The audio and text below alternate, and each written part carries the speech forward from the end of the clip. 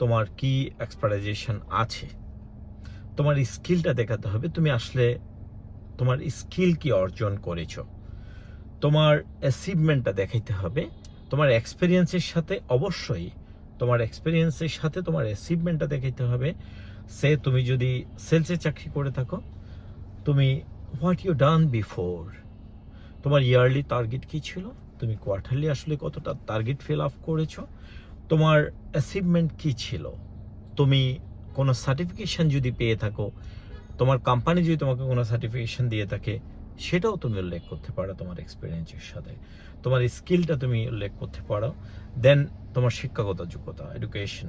Actually employer focus on your experience and skill, এটা হচ্ছে major বিষয়। এরপর তোমার গোল, হ্যাঁ, তোমার আসলে গোলটা কি, এই জিনিসগুলোর উপরেই তোমার সিভিটা আসলে এমপ্লয়ার ডিসাইড করবে